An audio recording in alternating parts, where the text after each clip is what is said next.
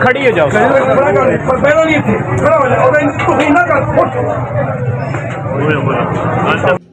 انہوں نے کرتا پہنا ہوا تھا جس کے اوپر کچھ حروف لکھے ہوئے تھے.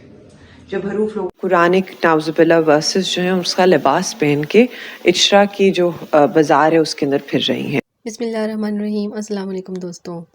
پاکستان میں توہین مذہب یا توہین رسالت کے الزام میں کسی بھی شخص پر مشتعل افراد کی جانب سے تشدد کے بہت سے واقعات پیش آتے رہتے ہیں اور یہ کوئی نئی بات نہیں ہے. گزشتہ روز ایک ایسا ہی واقعہ پنجاب کے شہر لاہور میں بھی پیش آیا. پنجاب پولیس کی ASP سیدہ شہر بانو کو یہ اطلاع ملی کہ لاہور کے اچرا بازار میں ایک خاتون کو ہزاروں مشتعل افراد نے گھیر رکھا ہے جس نے عربی زبان والا ایک لباس پہن رکھا ہے اور خاتون کے اس لباس پر لکھے ہوئے حروف کو لوگ یہ سمجھ رہے ہیں کہ یہ قرآنی آیات ہیں اور اسی وجہ سے اس خاتون کو مارنا بھی چاہتے ہیں، جبکہ اصل بات یہ تھی کہ یہ صرف سادہ عربی الفاظ تھے اور ان کا مذہب سے کوئی تعلق نہیں تھا. خاتون نے جو لباس پہن رکھا تھا وہ سعودی عرب کا ایک برانڈ شالی کا آرٹیکل ہے جو رمضان 2024 میں لانچ کیا گیا تھا. اس لباس پر لفظ حلوہ الگ الگ رنگوں سے لکھا ہوا تھا. اس لفظ کے معنی ہیں پرکشش، خوبصورت یا بہترین. لاہور میں خاتون کے لباس پر لکھا حلوہ خاتون کے لیے وبال جان بن گیا. جاہل عوام نے قرآنی آیت سمجھ کر اس پر حملہ کر دیا. جب ASP شہر بانو کو اس واقعہ کی اطلاع ملی تو انہوں نے اپنی جان پر کھیل کر خود آپریشن کیا.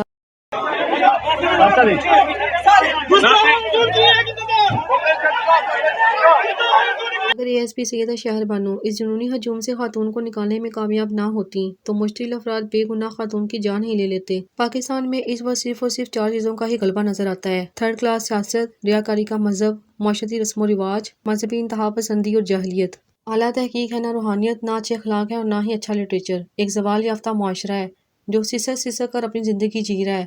یہاں کے مسلمان دنیا بھر میں اسی وجہ سے ذلیل ہو رہے ہیں کہ ان میں سے زیادہ تر افراد ان پڑھ ہیں. عربی زبان میں لکھے ہوئے گانے، شاعری، نام، ہر چیز کو چومنے بیٹھ جاتے ہیں.